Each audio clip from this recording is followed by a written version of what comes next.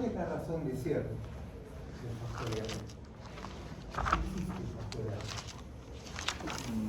Con el factor R es un factor de reducción, no sirve porque como un análisis el momento de la parte final sale muy elevado y sería inviable hacer estructuras con resistentes. No solamente en la parte en toda la estructura salen esfuerzos enormes, sísmicos, ¿no? Que, como bien lo dice la norma, imposibilitaría el desarrollo técnico y económico en diseños.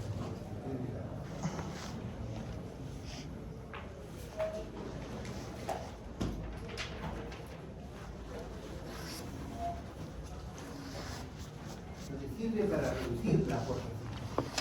Entonces, si sirve para reducir la fuerza sísmica, yo estaría interesado en reducir todo lo que pueda la fuerza sísmica.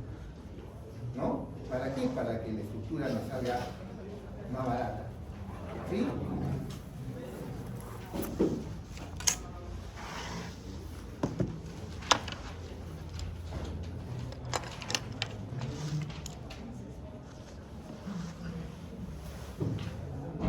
Samayani.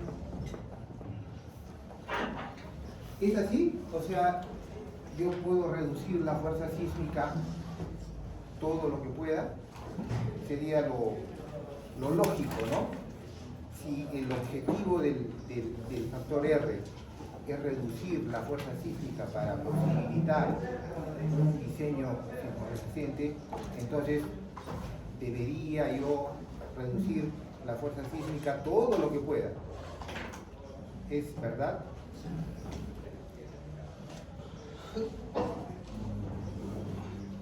¿Quién dice lo contrario? ¿Por qué no es verdad? Eso tiene que ver las propiedades del material. En este caso, el factor R va de la mano con su ductilidad. Entonces, la ductilidad. Así es. Yo no puedo reducir todo lo que yo quiera porque el factor R me va a exigir, entre más yo reduzca o entre más considere un factor R mayor, la demanda de ductilidad va a ser también grande, ¿no? Porque habíamos llegado a esa conclusión, que había una relación entre el factor R y la demanda de ductilidad. Y la demanda de ductilidad, para poder cumplir la demanda de ductilidad, no es como la resistencia, porque la resistencia, me exigen más resistencia, yo coloco más refuerzo, coloco una sección mayor. Eso no pasa con la ductilidad. La ductilidad no es como ir a comprar pan a la bodega de la esquina. Las estructuras tienen un límite, un techo para poder proveer de ductilidad. Entonces, lo que dice su compañero es cierto. No, yo no puedo reducir todo lo que yo quiera. Tengo un límite, que es lo que se ha podido ver en los distintos ensayos que se han realizado. Que las estructuras, por ejemplo, de concreto armado, en función del tipo, por ejemplo, un pórtico, por ejemplo, un muro estructural, proveen, en el caso de los pórticos, proveen ductilidades del orden de 4, 5, no más. En el caso de los muros estructurales, proveen ductilidades de 3, no más. Por ejemplo, para los jóvenes que llevan el uso de concreto reforzado, 2, las cuantías mínimas. ¿Por qué existen cuantías mínimas? ¿Por qué existen cuantías máximas?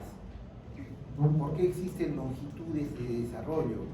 ¿Por qué existen longitudes de empalme y zonas donde se realicen esos empalmes? ¿Por qué existen ganchos? todo, ¿por qué existe la obligatoriedad de confinar el concreto en ciertas zonas? Todo eso tiene por objetivo directo proveer de ductilidad a los edificios.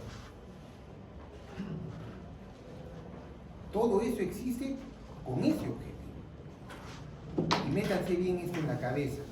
Nosotros diseñamos, nuestros edificios están diseñados por ductilidad. Y es más, en algunos libros de ingeniería sismoresistente, a este diseño que nosotros estamos desarrollando se le conoce como diseño por ductilidad.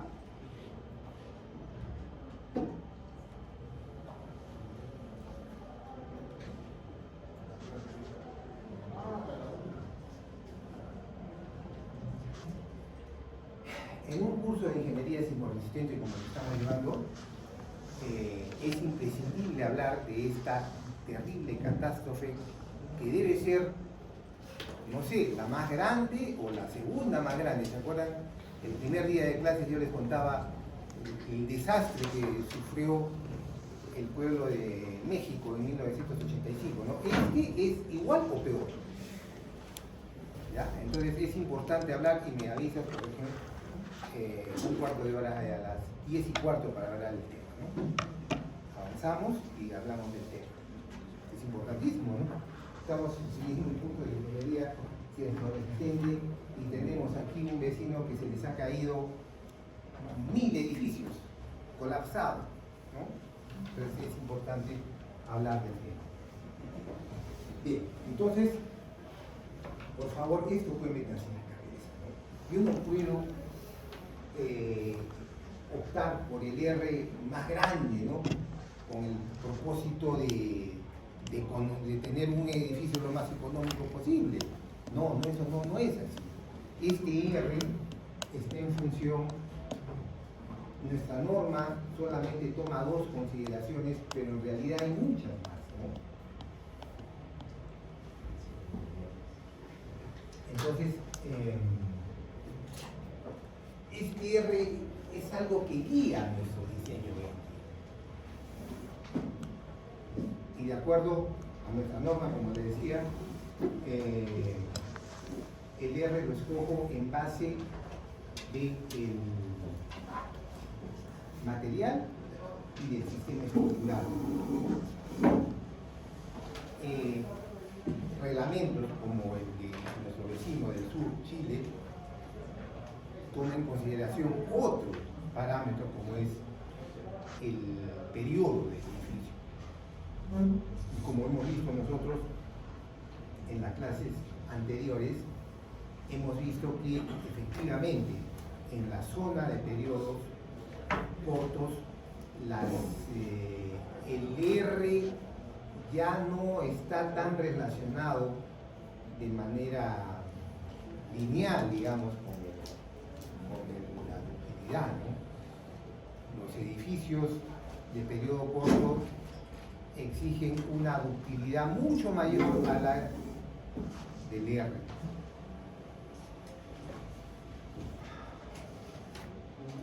Bien. Recordemos lo siguiente, que este R, que a su vez está relacionado con la ductilidad, esa ductilidad se supone que nosotros la vamos a poder obtener, ¿no? Se supone que la vamos a poder obtener. Y debería haber un procedimiento. ¿Qué es lo que hacemos nosotros hoy día? Nosotros desarrollamos un análisis sísmico asumiendo un R. ¿Ya? Y damos por sentado que la estructura diseñada con nuestra norma va a desarrollar esa ductilidad. Estamos asumiendo eso, pero no tenemos ningún procedimiento por el cual nosotros verifiquemos que efectivamente el diseño realizado va a desarrollar la ductilidad supuesta. ya les había contado que hay normas en el mundo que exigen que una vez concluido nuestro diseño, nosotros a través de un análisis no lineal, y ese es, digamos, el gran aporte que tienen los análisis no lineales al diseño sismorresistente, que permiten verificar si efectivamente nuestro diseño va a desarrollar la ductilidad que estamos asumiendo. ¿Ya? Y hemos realizado en un portiquito chiquito un análisis no lineal. Lo hemos realizado. ¿Ya? Y como ven, es un procedimiento bastante largo y un poco complicado. En base a eso, mucha gente ha trabajado en procedimientos alternativos al tiempo-historia. Digamos que el análisis no lineal tiempo-historia es lo más potente que tenemos. No hay un análisis más sofisticado que ese. Esto es hasta donde ha llegado el análisis o la ingeniería sismorresistente. Hasta ahí ha llegado. No hay otro procedimiento. El análisis tiempo-historia no lineal. ¿Ya? Y les hacía hincapié en la práctica que desarrollamos en la última clase, que más o menos había una concordancia en lo que corresponde a resistencia, ¿no? Lo que habíamos obtenido a través del análisis modal espectral y lo que habíamos obtenido a través del análisis tiempo-historia, más o menos la resistencia, el cortante basal era más o menos el mismo, pero ¿dónde había una diferencia sustancial? En los desplazamientos. Es por esa razón de que las normas, y nuestra norma, por ejemplo, exige, si es que queremos hacer un análisis no lineal tiempo-historia, lo debemos hacer con 7 pares de registros acelerógrafos. Y las normas internacionales exigen 11 pares de registros acelerógrafos. Estoy hablando de la norma ASCE. ¿Ya? ¿Por qué? Porque hay una gran dispersión, pues, una gran dispersión entre lo que da un sismo y lo que da otro sismo. Sismos registrados a través de sus acelerogramas, ¿no? Entonces, para estar, digamos, y hoy día que se habla mucho de probabilidades, ¿no? Nosotros el primer día de clase les dije que la ingeniería sismorresistente está metida en el mundo de las probabilidades. Entonces, para que es la probabilidad de que nuestros desplazamientos puedan ser excedidos por algún sismo que venga en el futuro, esa probabilidad reducirla al mínimo, es que se exige este número enorme de análisis, ¿no? Tiempo-historia. Entonces, decía yo, dada esa complejidad del análisis no lineal tiempo-historia, gente trabajó en desarrollar un procedimiento que cumple el mismo objetivo del análisis no lineal, pero con un trabajo numérico más pequeño. Entonces sale el famoso análisis no lineal estático. Un análisis no lineal estático, también conocido como Schroeder.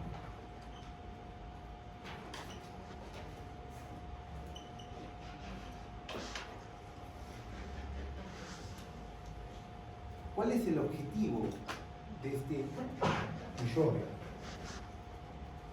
Desarrollar una curva de capacidad del diseño que nosotros hemos realizado.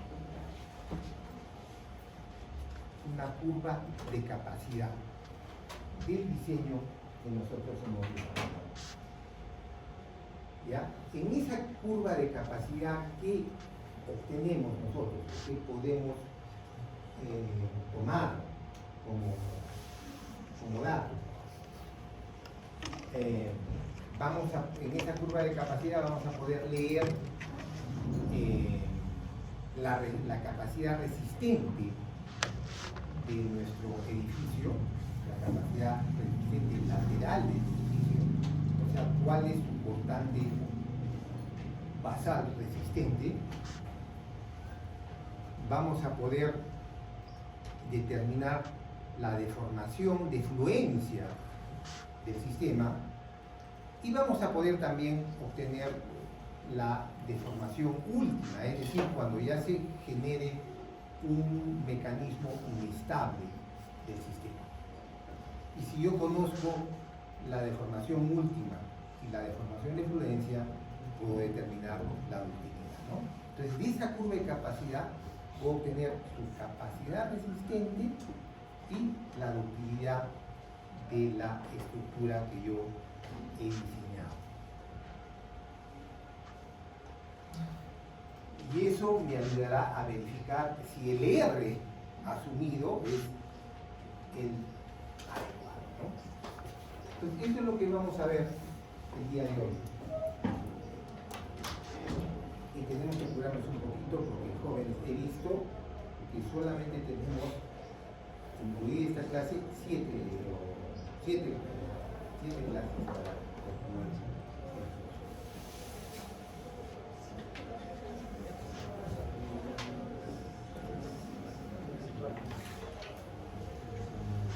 Recordemos nosotros los inicios de nuestro curso, en donde al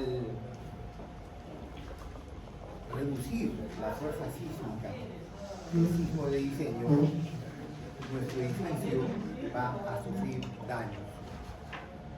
Y recordemos también lo que respecta a la sismicidad de una zona. Y la sismicidad está clasificada en sismos frecuentes, sismos moderados, el sismo de diseño, y también hoy día se habla mucho del sismo máximo considerado, ¿no? Todos ellos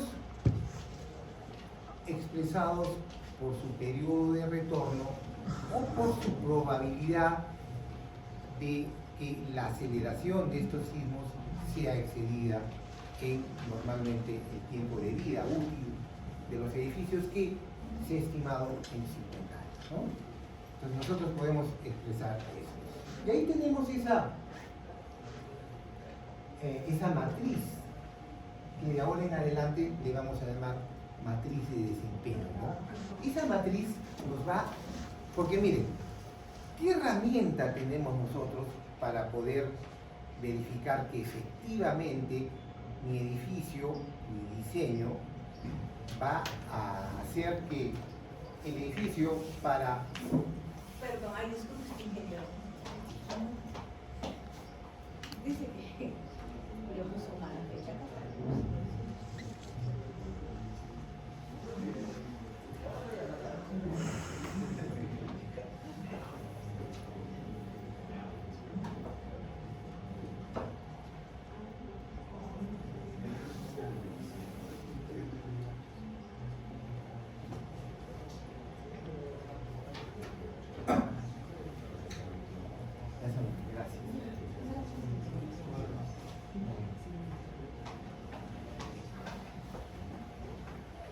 Entonces, si se dan cuenta, nosotros no tenemos ninguna herramienta que nos permita asegurar que mi edificio para sismos moderados va a comportarse según, ¿se acuerdan la filosofía de diseño sismo resistente? No tenemos ninguna posibilidad de ello, ¿no? Entonces, en la década de los 90 del siglo pasado sale un concepto que se llama diseño por desempeño. ¿Y cuál es el objetivo de ese diseño por desempeño? es explicitar en realidad los objetivos del diseño, ¿no? Entonces, ahí tenemos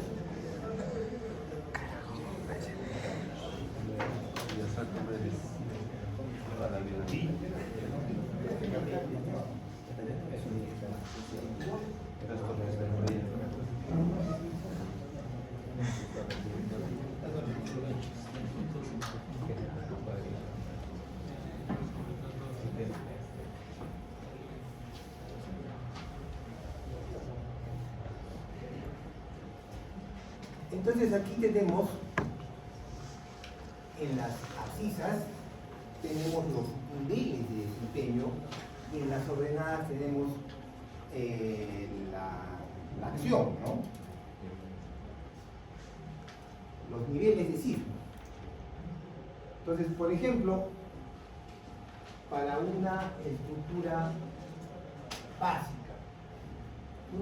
básica son los edificios comunes, en otras palabras. Es donde vivimos, donde trabajamos, oficinas, vivienda. ¿Qué dice, por ejemplo? Para un sismo frecuente, nosotros debemos estar a nivel de servicio. ¿Qué significa servicio? Que no debe haber como un rasguño. Este servicio. Todo está bien, ¿no? No hay una rajadura, no hay un desprendimiento de estuque, no hay ninguna rotura de ventana, todo está ok. Si viene un sismo ocasional o moderado, debemos estar en un nivel de desempeño conocido como operacional. ¿Qué significa operacional?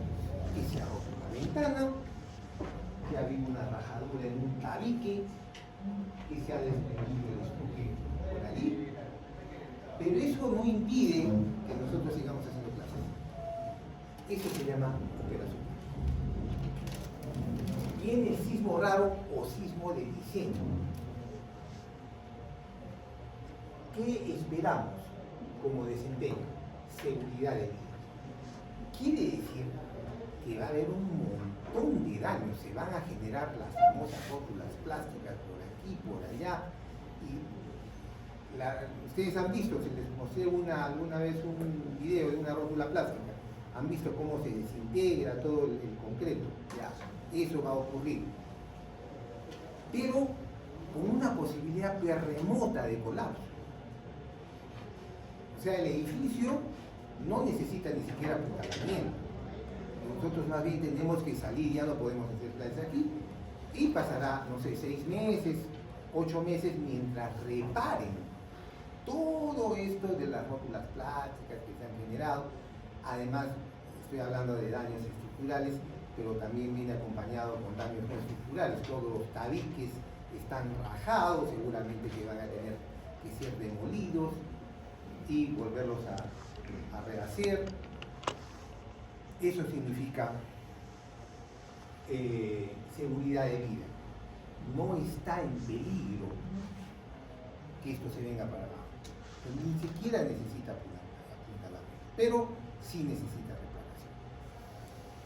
Y para el sismo muy raro o sismo máximo considerado, dice que estamos próximos al colapso. Ese sí necesita apuntalamiento. Un edificio que está próximo al colapso no puede ya, tiene que apuntalarse. ¿Ya? Entonces, ¿cómo puedo yo verificar que efectivamente se van a dar estas condiciones?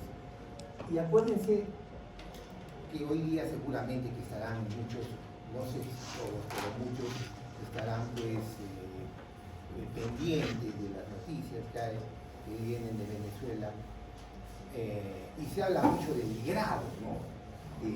Porque en la escala de Richter, han hablado mucho de la escala de Richter, un sismo fue de 7.5 y el otro de 7.2, ¿no? Pero nosotros no diseñamos para grados de Richter. nosotros diseñamos para aceleraciones. Entonces, nosotros agarramos la magnitud, ¿no? O la intensidad, la magnitud o la intensidad, y la convertimos. Hay, les he dicho, muchas fórmulas empíricas que transforman eso en aceleración. Ustedes cuando agarran el programita que nosotros usamos, no le van a meter, no le dicen, ¿sabe qué? Diséñame para 7.5 de la escala de Richter, ¿no? Entonces le ponemos ¿qué? Un espectro, si es un análisis modal espectral, o le metemos un acelerograma escalado con la aceleración del signo de diseño, y eso todo viene ¿de dónde? De un estudio de peligro sísmico, ¿no? Entonces así viene esa cosa. Entonces todos estos sismos, para el ingeniero civil, tienen que traducirse en aceleraciones, ¿ya? Por ejemplo, en el caso de los sismos ocasionales o moderados, normalmente se toman como el 50% de la aceleración del sismo de diseño. Y el sismo máximo considerado se toma como 150% de la aceleración del diseño. Y el sismo frecuente normalmente se toma como 20% de la aceleración del sismo de diseño. Todos se dan cuenta, todo gira alrededor de la aceleración del sismo de diseño, porque esa es la que más nos interesa, ¿no? Entonces, en función de ello, tomamos la aceleración. ¿Y cómo yo sé que estamos en servicio operacional, seguridad de vida? Es en base al desplazamiento relativo del registro, ¿no? Hay un manual, el manual de Hasus,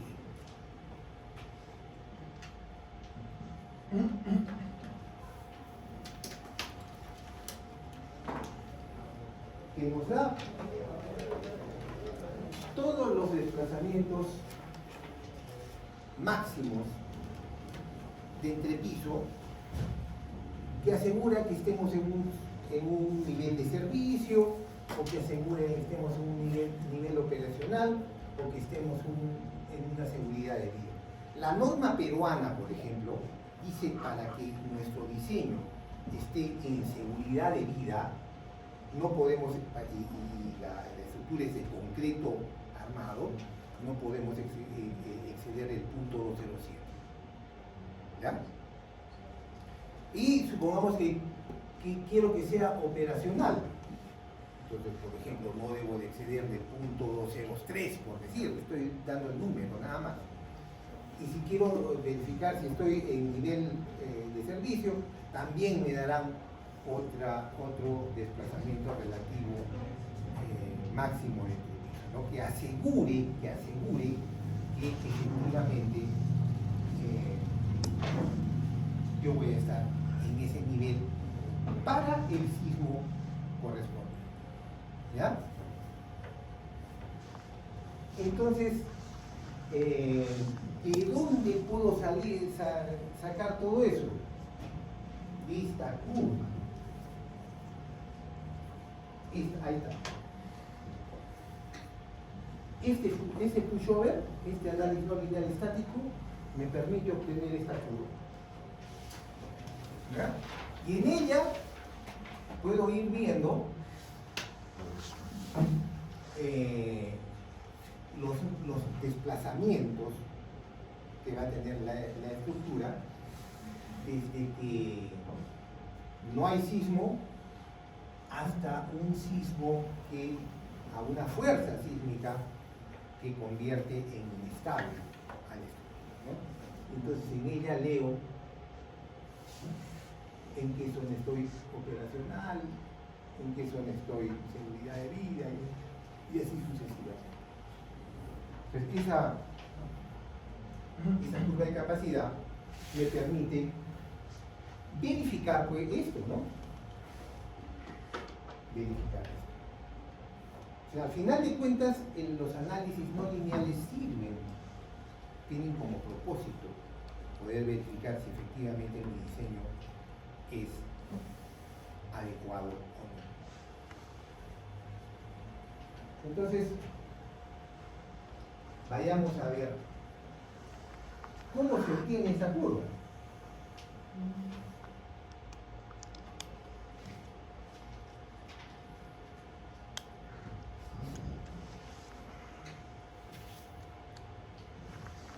Entonces, el diseño por desempeño, el concepto de diseño por desempeño dice ¿cuál es la mejor manera de poder contrastar un diseño? Es confrontando la capacidad con la demanda. La capacidad versus la demanda. ¿Cómo obtengo yo la capacidad? A través del diseño reglamentario. Y eso lo confronto con la demanda, y si la capacidad es igual o mayor que la demanda, estoy bien. Pero si mi capacidad es menor que la demanda, es malo, ¿no? Entonces, de eso se trata.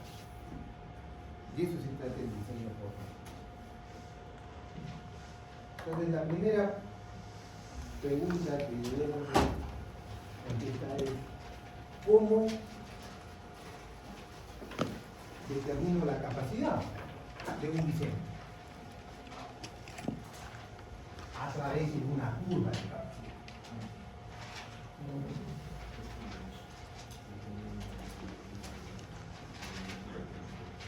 ¿Qué relación esta curva de capacidad?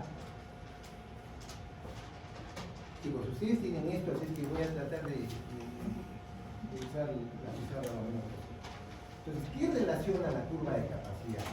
Relaciona el cortante sísmico basal con el desplazamiento del último nivel de peso. Eso es lo que relaciona esta curva de capacidad.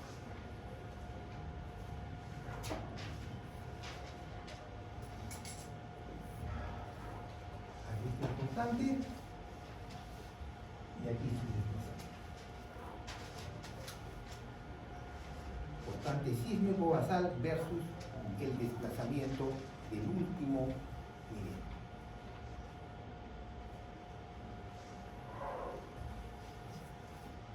Entonces, miren joven, entonces todo edificio tiene varias curvas de capacidad. ¿Por qué? A este edificio, si yo lo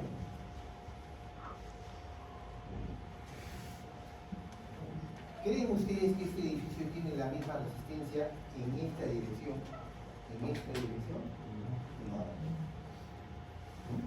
Entonces, cuando yo quiero verificar la capacidad de un edificio, en realidad tengo que hacer dos curvas. Una para la dirección, por ejemplo, X, y otra para la dirección. Es más, algunas normas dicen que en una dirección tengo dos sentidos, ¿no? Y debería hacer la curva de capacidad para ambos sentidos, porque dicen que hay algo de variación. Si yo empujo así o empujo así, dice que la resistencia es la misma. Podría ser. Entonces, siendo ya muy exigente, en cada dirección podríamos considerar los dos sentidos, ¿no? Eso me lleva a 4 curvas de capacidad. Pero dejémoslas así. Una para la dirección X, otra para la dirección. O, quiere decir, una para la dirección transversal y otra para la dirección longitudinal.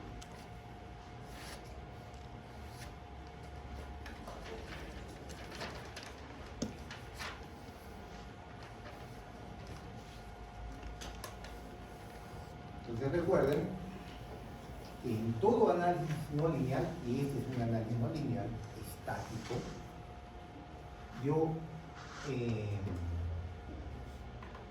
debo de tener la resistencia de las distintas secciones de los elementos que constituyen eso. Entonces, datos para la construcción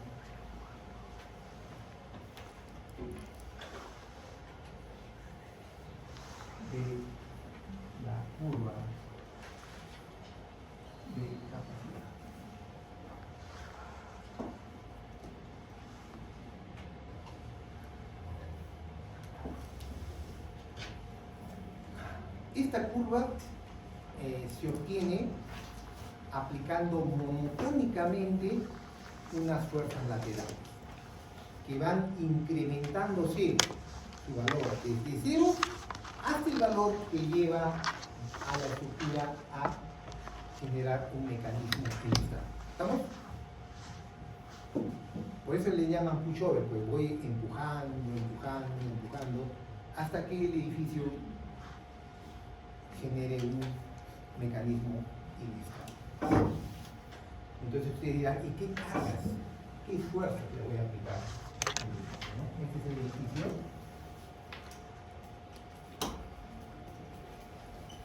En una de sus direcciones, vamos a suponer en la dirección transversal, y tengo que aplicarle fuerzas en todos los pisos. ¿Ya? Y esas fuerzas van a ir incrementándose hasta que se genere un mecanismo inestable. La pregunta es, ¿qué fuerzas voy a aplicar? Esta es una metodología. Entonces, esta metodología dice que debemos aplicar las fuerzas correspondientes al modo fundamental en esa dirección.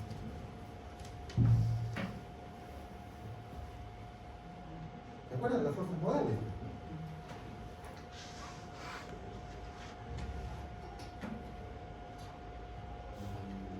Pero son las fuerzas correspondientes al modo fundamental del edificio en esa dirección. Ese es el primer dato. Segundo dato. ¿Yo sé dónde se van a formar las rótulas plásticas? Sí. ¿Dónde se forman las rótulas plásticas? En las zonas de máximos esfuerzos. En pórticos, la zona de máximos esfuerzos son los extremos de vigas y columnas. En muros son en la base, ¿no? En la base son los máximos esfuerzos. Están totalmente identificadas las zonas de máximos esfuerzos. Entonces yo debo de conocer la curva momento-curvatura de cada una de esas secciones. ¿De acuerdo?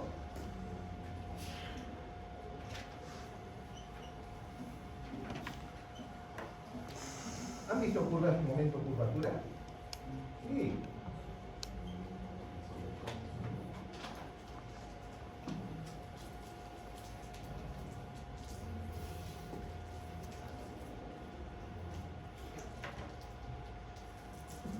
Todos diseñamos en concreto armado para que estas curvas, momento-curvatura,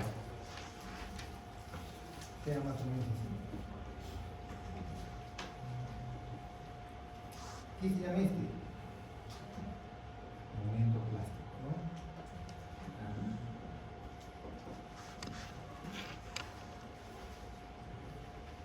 Momento plástico, momento de fluencia, como quieran decir. Momento plástico, momento de fluencia. Esta sería la deformación o curvatura de fluencia y esta sería la curvatura última. La ductilidad es la curvatura última entre la curvatura de fluencia. ¿Yo conozco esto? Claro que sí, porque ya he diseñado, pues. Ya yo sé que en esa sección hay 4 fierros de 1 pulgada superior, 3 fierros de 1 pulgada inferior. Entonces conozco el diagrama curvatura.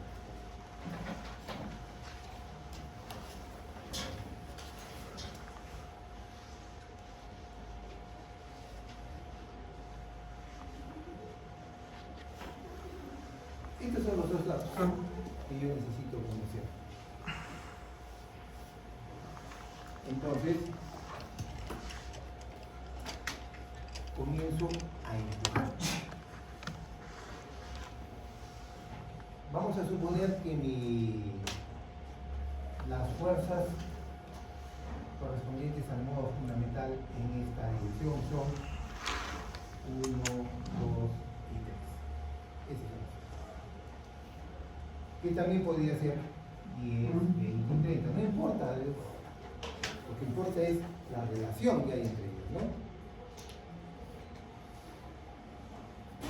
Entonces, cuando yo analice el pórtico para este sistema de cargas que corresponde a la del modo fundamental, ¿qué es lo que voy a tener?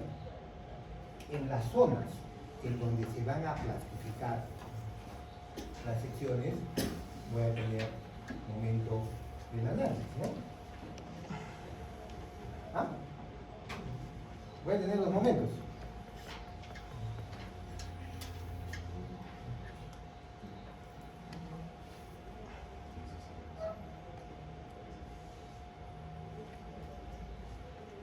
Pero también en esas zonas conozco este momento de fluencia o momento plástico. Entonces, en cada una de esas zonas yo puedo determinar la relación momento plástico entre momento de análisis. En la sección en donde se produzca el menor valor, ahí es donde se va a producir la primera rota.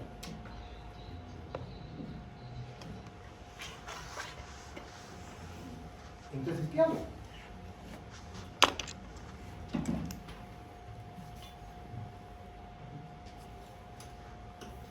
Voy a construir curva, estoy construyendo un curva de capacidad, ¿no es cierto? Entonces, verifico el portante será este, y mido el desplazamiento del último nivel. Y eso me da un punto aquí en este sistema. ¿Ah? Ya tengo un punto. Ya tengo el primer punto de mi curva. Sigo.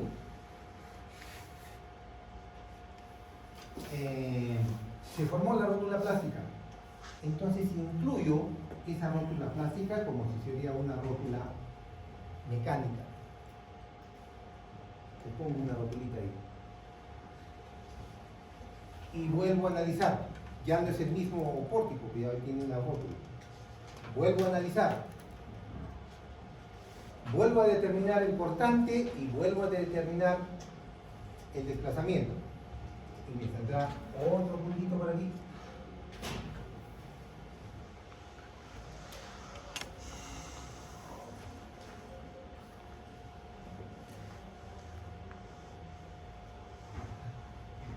Otra vez vuelvo a verificar la relación momento plástico entre momento de análisis en toda la estructura. Donde se produzca la relación menor, ahí se producirá la segunda rótula. Le coloco al sistema esa rótula y vuelvo a cargar, y así sucesivamente voy obteniendo mi curva. Hasta que se genere un mecanismo inestable. ¿Qué es un mecanismo inestable? Por ejemplo, que todas las columnas de un mismo entrepiso se rotulan. Eso ya es un mecanismo. Ya tengo mi curva.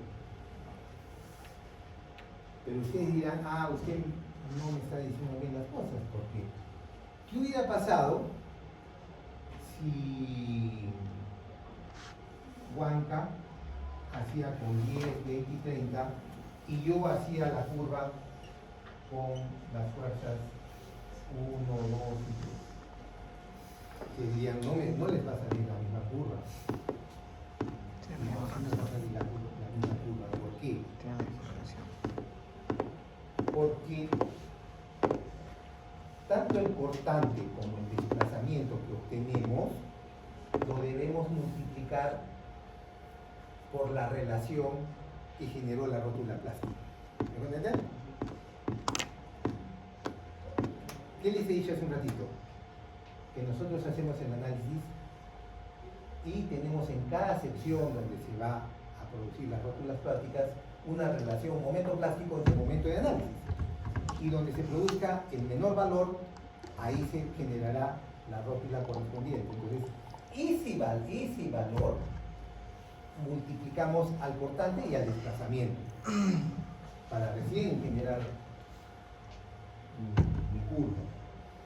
Entonces, al hacer eso, el que yo haya hecho con estas fuerzas o haya hecho con estas fuerzas me va a llevar al mismo valor del cortante.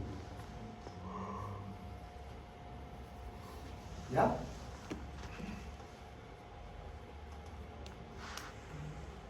¿Estamos hasta ahí? Sí. Entonces ya tengo mi curva de capacidad. Esa es mi curva de capacidad. En esa dirección, si quiero la curva de capacidad en la otra dirección, tengo que hacer exactamente lo mismo. Bueno, ¿qué hago con esa curva de capacidad? Ya les he dicho, ahí me dicen muchas cosas. Me dice cuál es la máxima carga lateral que puede resistir mi edificio. Será pues 100, 200, 300 toneladas. ¿Qué otra cosa me dice? Más o menos por aquí, ¿no? Está el punto de fluencia, en donde la estructura deja de ser elástica y pasa a ser plástica. Y por aquí está su deformación máxima. Con lo cual, si tengo esas dos, puedo obtener la ductilidad del sistema. ¿Ok?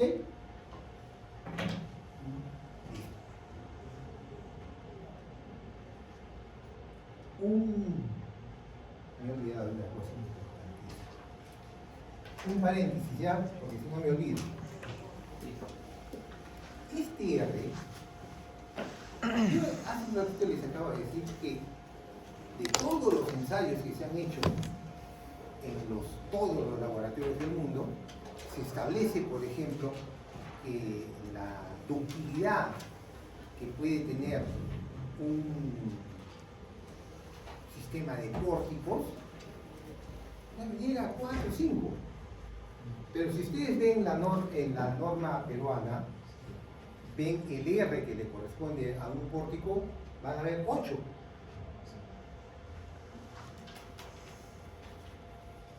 Entonces, ¿qué pasó? Si R está relacionado con la ductilidad, y yo les estoy diciendo que en los laboratorios se ha podido verificar que los pórticos dan ductilidades del orden de 5, ¿por qué estamos nosotros obteniendo 8? Porque nuestro R está conformado por dos partes. Una que es la ductilidad, y otro parámetro que se le conoce con el nombre de sobreresistencia. ¿Qué es la sobreresistencia? He escuchado en algún sitio eso, pero no lo entiendo bien. En la práctica que hagamos, nosotros vamos a diseñar, por ejemplo, para un cortante de 100, ¿ya? Para un cortante de 100, es decir, que mi estructura yo la diseño para que resista 100. Pero cuando haga yo la curva de capacidad, vamos a ver que la estructura no va a resistir 100, va a resistir el doble o más. ¿Por qué? Porque recuerden que hay un refuerzo, no todo el refuerzo de la estructura es por sismo, hay otro refuerzo que corresponde a cargas de gravedad. Entonces, ese refuerzo de cargas de gravedad se suma al refuerzo por sismo y todas lo que es cuantías mínimas. La cosa es de que los edificios en general terminan resistiendo el doble o más del cortante para el cual fueron diseñados. A eso se le conoce con el nombre de sobreresistencia. Entonces, como mínimo, esta sobreresistencia es del orden de 2. Entonces, aquí miden cuadra, ahora sí. Vamos a suponer que yo asumí pórticos, ¿no? Dijimos más o menos 4 de utilidad. Entonces 4 y por 2 de la sobreresistencia, de ahí sale 8. Entonces mi factor R no solamente está compuesto por ductilidad, sino también por un factor que se llama sobreresistencia.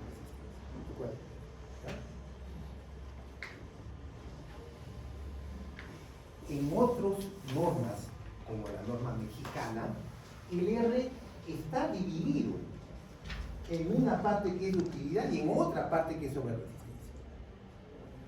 Pero eso lo complica, ¿no? Para mí, a mi modo de ver, complica la vida. Entonces mejor, yo soy de la opinión, y está bien lo que hemos hecho los peruanos, en juntarlos en un solo factor, ¿no?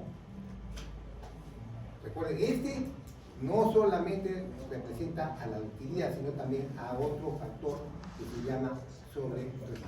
¿Ya?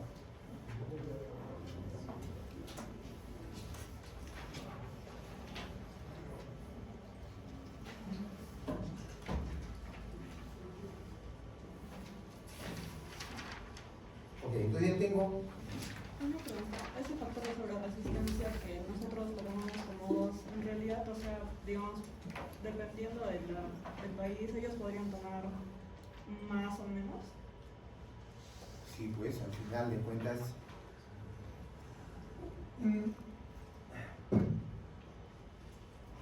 De acuerdo a los estándares normales, o sea, esa sobreresistencia debe estar 2 o más, ¿no? Más o menos.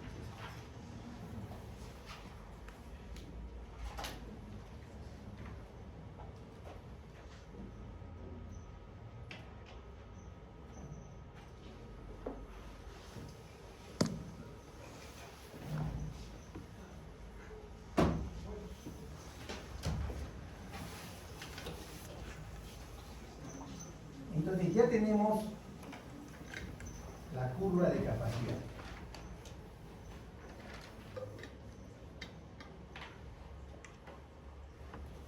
Que tiene muchísima información. Cuánto resiste, cuánto de utilidad tiene mi edificio. También podría determinar qué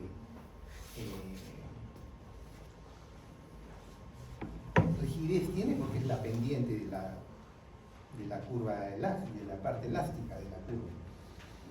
Tengo ahí mucha información. Ok. Pero ahí no termina mi misión, ¿no? Acuérdense que yo estoy haciendo este procedimiento para verificar que mi diseño cumple con la filosofía del diseño sismo-resistente. O sea que el edificio para sismos moderados va a tener ese comportamiento, para el sismo de diseño y para el sismo máximo considerado. Okay. Entonces, esa curva la tengo que contrastar con la demanda. Esta es la curva de capacidad, la tengo que contrastar con la demanda. Entonces, para hacer esa contrastación, yo debo de cambiar de formato. Ir de mi curva, que está en fuerza versus desplazamiento, a una curva que esté en aceleración espectral versus desplazamiento espectral. Ir de este formato a este formato, nada más. No estoy haciendo algo nuevo, simplemente quiero cambiar de formato. ¿Me dejo entender?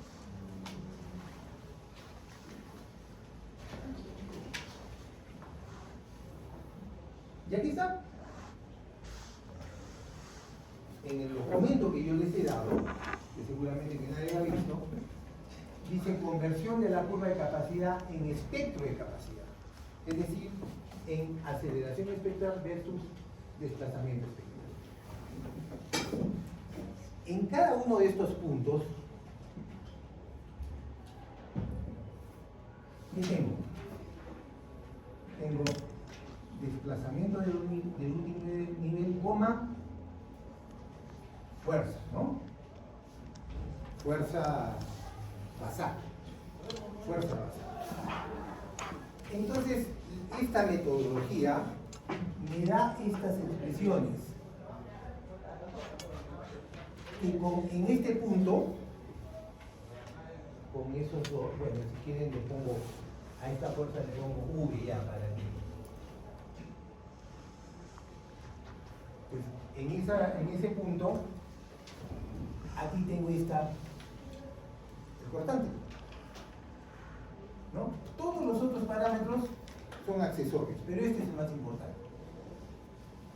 Y aquí es el desplazamiento del techo que está aquí. Entonces, en ese punto, con esas dos coordenadas, las reemplazo en estas ecuaciones y obtengo la aceleración y el desplazamiento espectral. Es decir, este punto es el mismo, pero que ya ahora tiene coordenadas SD, S. Esto hago con cada uno de estos. Es la única, el único procedimiento que tengo que hacer. Cambiar de cortante versus desplazamiento a aceleración versus desplazamiento. Nada más. Entonces ahora tengo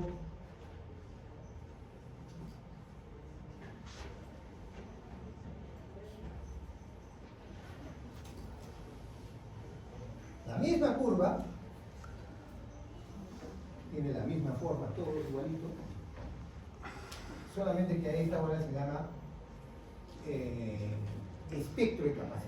Esta era curva de capacidad, ahora este se llama espectro de capacidad. Nada más.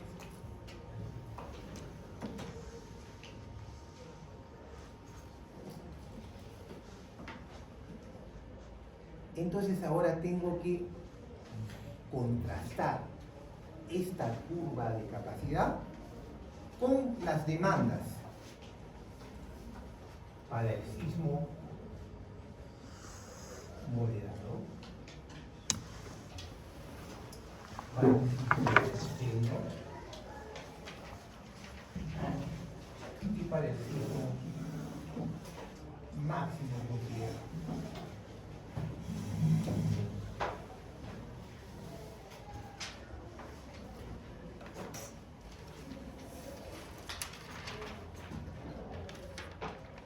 Entonces, ¿cuál es la mejor manera de poder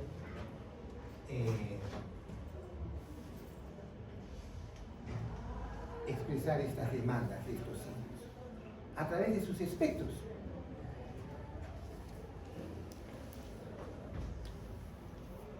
¿Cómo es nuestro espectro? Así es nuestro espectro, ¿no?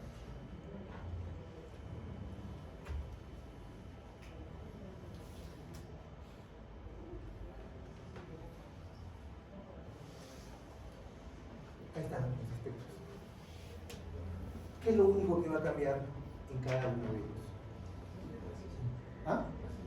La aceleración. Nada más. Para el sismo moderado, la aceleración será el 50% de la aceleración del sismo de diseño, y para el sismo máximo considerado, la aceleración será 150% la aceleración del sismo de diseño.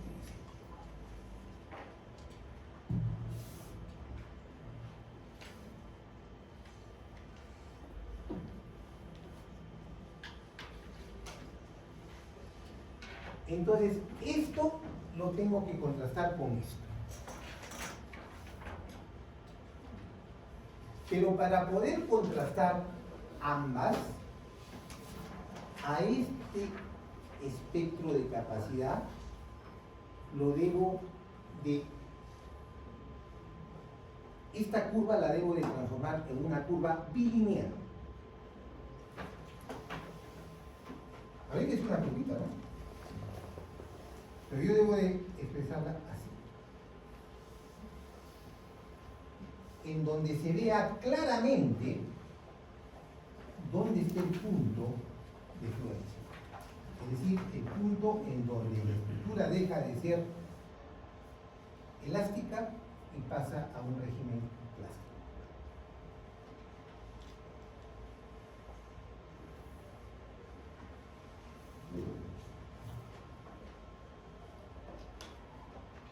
Repito, para poder contrastar este, que es la demanda, versus este, que es la capacidad, a la capacidad la tengo que expresar de manera, su curva la debo expresar de manera bilineal.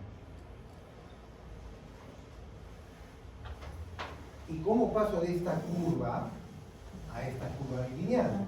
Te dirán, ¿estamos siguiendo?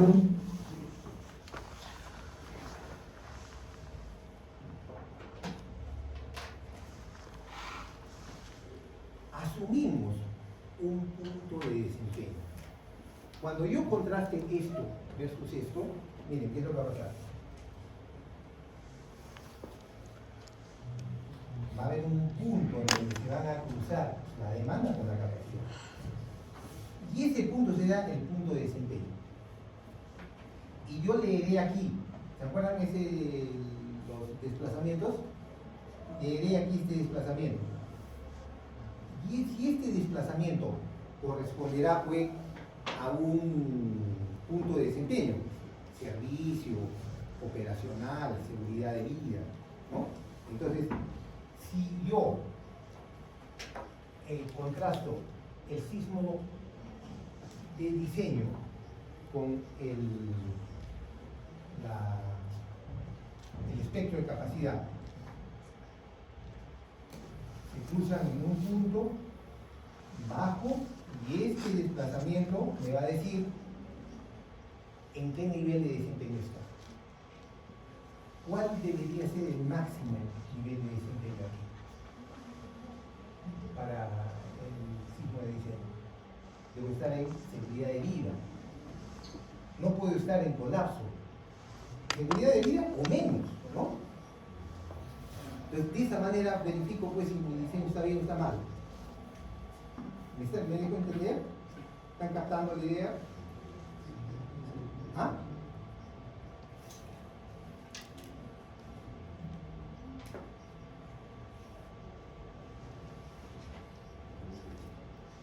Si agarro el sismo moderado,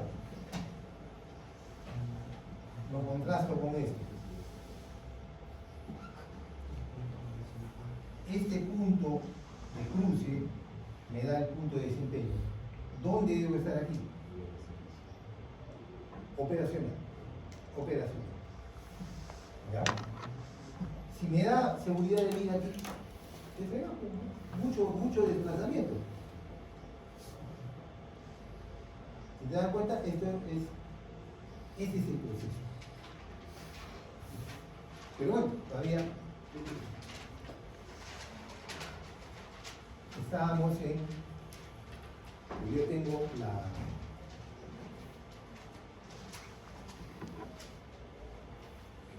la curva y la tengo que poner en un formato bilineal. Entonces, yo asumo un punto de desempeño.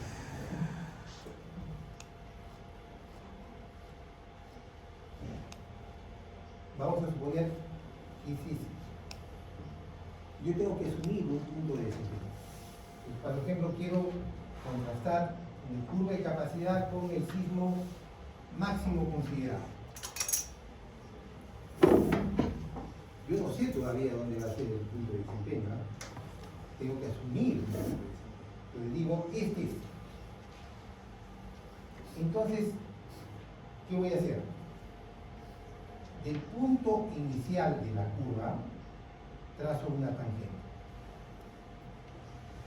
Esta es una tangente al punto inicial de la curva de capacidad. Y desde el punto asumido como punto de desempeño, trazo otra línea que se intersecte con la primera.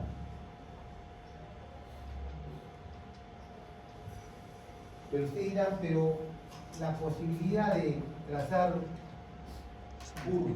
líneas que se intersecten con esta tangente al punto inicial, hay infinidad de posibilidades, ¿no? No. Esta línea tiene que cumplir con el siguiente requisito. Esta área es interior a la curva, ¿sí? Esa es la que estoy mencionando. Tiene que ser igual a esta área que es exterior a la curva. Tiene que haber una igualdad entre esta área y esta. ¿Ya? Entonces, si eso se cumple, hay una sola posibilidad. Entonces, si eso se da, ya tengo mi curva o el espectro de capacidad de forma lineal. ¿Está? ¿Sí o no? Ahí se ve claramente dónde está el punto de fluencia. Entonces, cuando yo agarre el sismo máximo considerado y lo confronte con la curva de capacidad y el punto de desempeño me dé exactamente donde yo he asumido, ahí sí recién podré decir ese es el punto de desempeño. Si cuando yo intersecte o contraste el sismo máximo considerado con mi espectro de capacidad y me dé en un punto distinto el cruce, no es ese. Entonces tengo que seguir iterando hasta que el punto asumido sea igual al punto en donde efectivamente se da la intersección.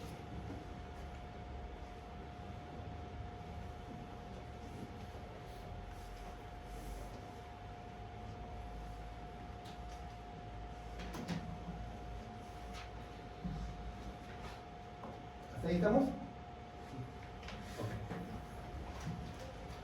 Pero aquí viene lo otro. Y ustedes me dirán, oiga, pero si está esto facilito, si yo agarro el espectro, una vez que tenga el espectro, lo intersecto con esto. No es eso. Yo les pregunto lo siguiente. ¿Qué es lo que pasa con la estructura? ¿Qué es lo que va a pasar con la estructura si viene un sismo de diseño, o el sismo moderado, o el sismo máximo considerado? ¿Qué le va a pasar a la estructura?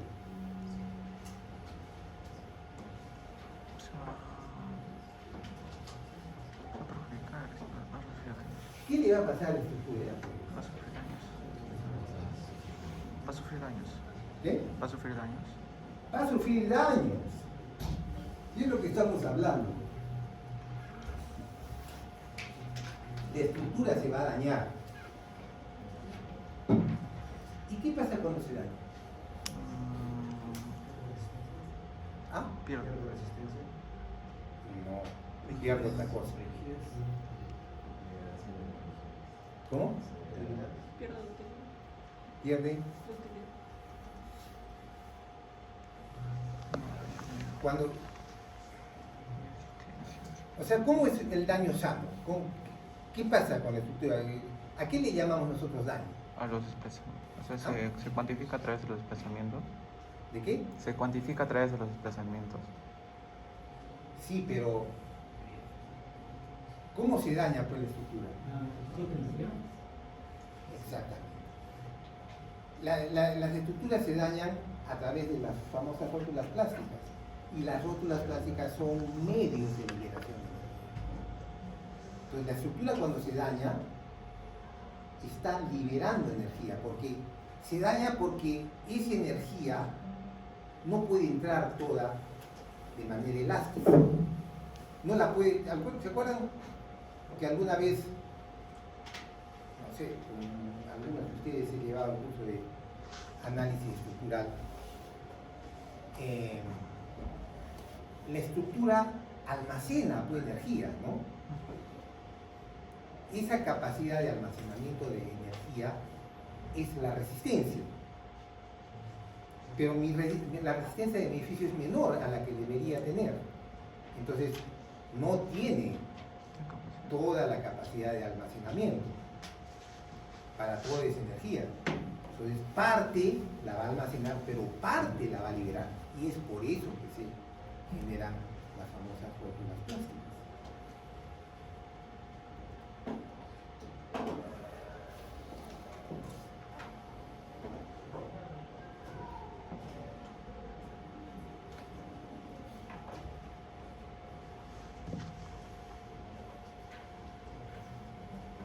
¿Me estoy dejando entender?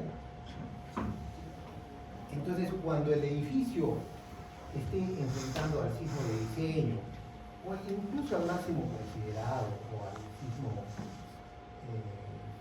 máximo considerado, la estructura va a estar liberando.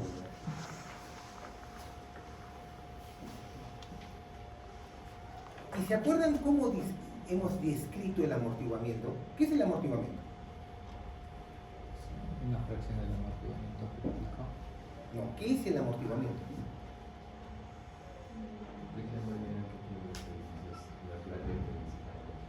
Así es. De liberar. Entonces, este daño,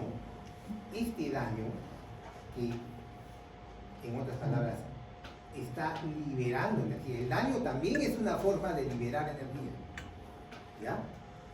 Podría yo representar ese daño, que no es otra cosa que liberar energía, como si sería un amortiguamiento adicional al que tiene. ¿Te acuerdas que hemos dicho que promedio 5%, ¿no? Ese es el amortiguamiento natural, propio, intrínseco de la estructura. Pero debido al daño,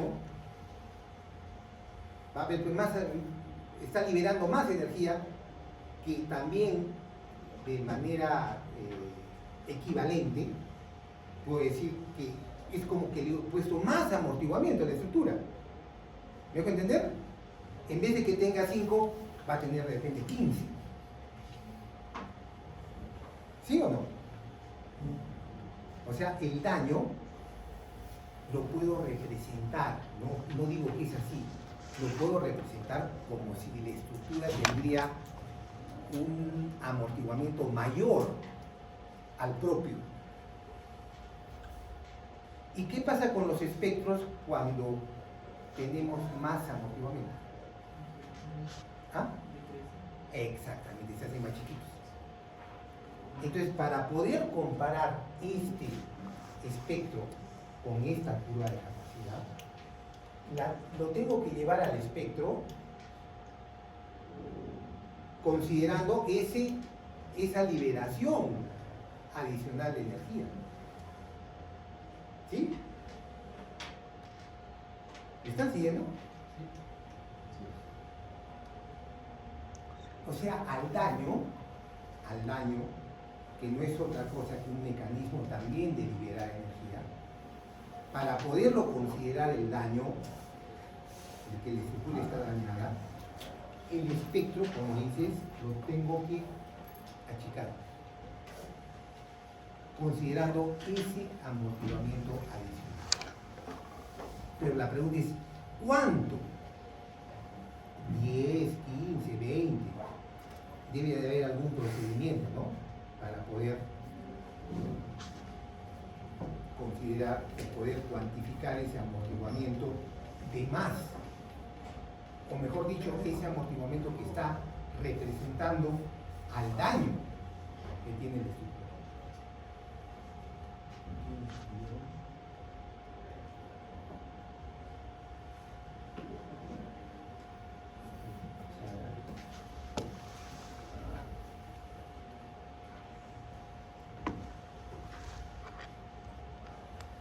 ¿Hasta ahí estamos claros? Entonces, ¿cómo voy a cuantificar ese amortiguamiento? Aquí está.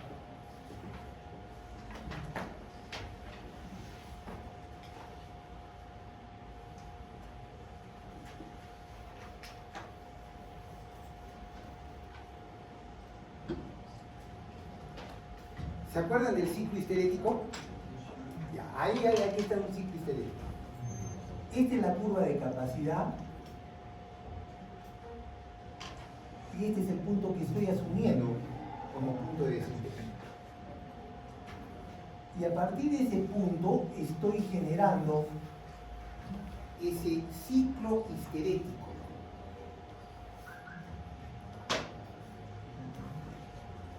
Aquí está ¿qué se llama? Un cuarto, ¿qué vamos a decir? Paralelogramo.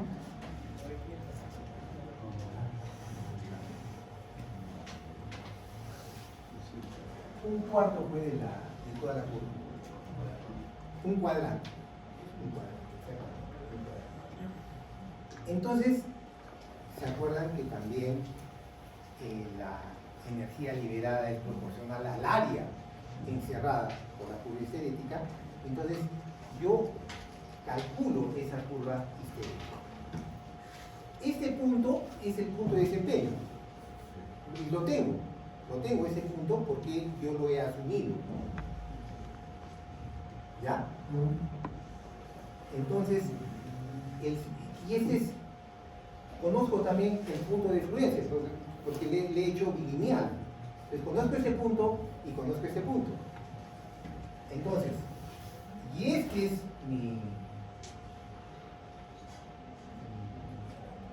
la cuarta parte de todo el ciclo histerético, ¿no? Entonces, a todo este rectángulo yo le tengo que quitar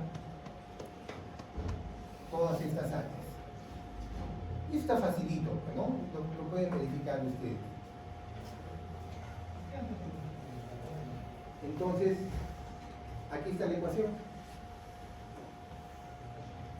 Esto lo multiplicado por 4, porque son 4 cuadrantes. Quitándole a toda esa área las áreas que están alrededor, ¿no? Y me da esto. Y esa área que equivale a la energía liberada, la relaciono con este amortiguamiento viscoso equivalente a través de esta ecuación. Aquí está. Aquí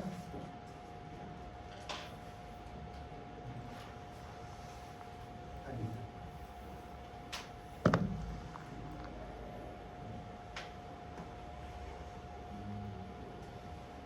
Entonces, he convertido esta energía liberada en un amortiguamiento viscoso equivalente, que sumado al 5, que ya tiene la propia estructura, me da el amortiguamiento. Pero ya lo tengo en forma de amortiguamiento viscoso. Entonces, ese amortiguamiento me permite reducir este. Y al reducirlo, recién lo confronto. Y si el punto, si estas dos curvas se cruzan en el punto que yo asumí, ese es el punto de desempeño. Si se cruzan en otro punto distinto, tendré que seguir iterando hasta que se produzca la igualdad. Y ese es esto. ¿Se entendió? Sí, ¿no? Sí, no está complicado. Entonces, eso me va a permitir a mí verificar si mi diseño cumple con el desempeño asumido por la filosofía de diseño sismo resistente para el sismo moderado, para el sismo de diseño y para el sismo máximo considerado. Es decir, si voy a estar en el sismo moderado en un estado operacional, si para el sismo de diseño voy a estar en seguridad de vida y para el sismo máximo considerado voy a estar próximo al colapso.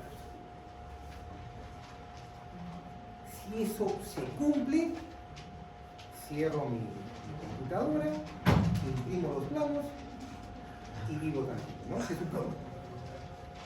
Pero si no cumple, tengo que rehacer, tengo que rearmar mi diseño. Tendré que poner más refuerzo en las columnas, más refuerzo en las placas, hasta que cumpla. Eso es lo que ya normas internacionales exigen que se haga en el diseño de sectores. Nuestra norma todavía, o sea, nosotros nos quedamos en asumir que la ductilidad que yo voy a obtener a través del R que he escogido se va a dar. Y no tengo ningún, o no me obligan a hacer ningún procedimiento que verifique que efectivamente se da. ¿Ya? Entonces ese es un punto flaco de nuestra norma, ¿no? ¿Alguna pregunta aquí, joven?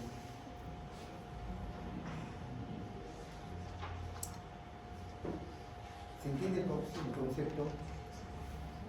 ¿Se dan cuenta que es importante tener esa fase final en la que verifiquemos que efectivamente al haber reducido la fuerza sísmica, nosotros vamos, o la estructura me va a dar el nivel de ductilidad que yo he supuesto? Porque ahorita, en realidad, nosotros no tenemos esa capacidad. Pero no, digamos, no es que no lo tengamos, sino que no los exigen.